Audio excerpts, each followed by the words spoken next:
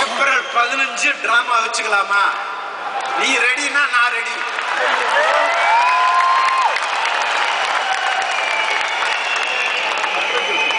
நாட்டில நீங்க செய்யணும் செஞ்சிடுறேன், நீங்க செய்யணும் செஞ்சிடுறேன். நீங்க சரின்றா நானும் சரி அப்படின்றாரு அவரு.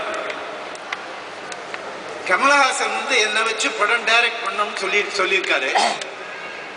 நீ ஏன் அந்த மாதிரி சொல்ல மாட்டேங்கிற? செய்யணும் செய்யறேன். அதாவது நீ படம் டைரக்ட் பண்ணும் போது okay okay okay thank you thank you. அப்புறம் உனக்கு ரஜினிகாந்த் நான் என்னைக்கு பேர் வச்சேன் ஞாபகம் இருக்கா? ஃபுல் மூன் டே, பௌர்ணமி அன்னைக்கு. ஹோலி ஹோலி டே, ஹோலி பண்டிகை என்னைக்கு? ஹோலி பண்டிகை என்னைக்கு பேர் வச்சேன்? அந்த ஹோலி பண்டிகை வரும்போதெல்லாம் என்னை வந்து எப்படியாவது அன்னைக்கு சந்திப்பேன். வெளியூர்ல இருந்தா போன்ல பேசுவேன். 7-8 வருஷம் இப்படி செஞ்சேன். அப்புறம் மறந்துட்டியப்பா. சாரி சாரி சார், கொஞ்சம் பிஸியா இருந்தேன், மன்னிக்கணும். இனிமே அப்படி நடக்காது. இதுமே விசாரிக்கிறேன்னு சொல்லிட்டாரு. Okay sir. ஆனா நான் மறக்கல. எப்படி தெரியுமா?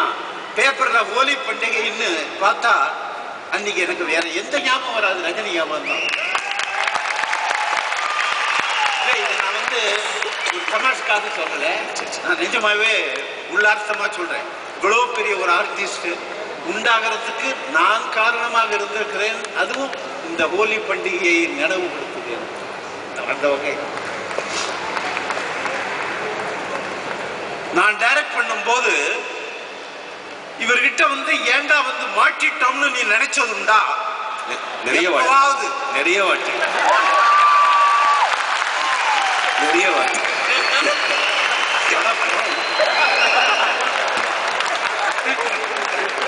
நிறைய இருக்கா? அதான் மூணு படத்துக்கு அப்புறம் நான் ஒன்னு டைரக்ட் பண்ண 4 படம் தான் பண்ணிருக்கேன். 5 படம் பண்ணிருக்கேன். 5 படம் பண்ணிருக்கேன், டைரக்ட் பண்ணிருக்கேன். ஆனா உன்னை வச்சு தில்லு முள்ளு பண்ணானே என்னால மறக்கவே முடியாது.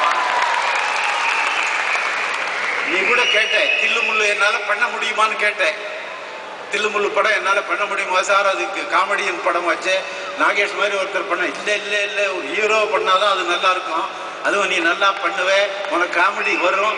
உனக்கு காமெடி வரலைன்னாலும் நான் பக்கத்துல இருக்கேன், கவலைப்படாத, நான் தான் டைரக்ட் பண்றேன்னு சொன்னேன் உனக்கு. நீ அப்புறம் தான் ஒத்துக்கிட்டேன்.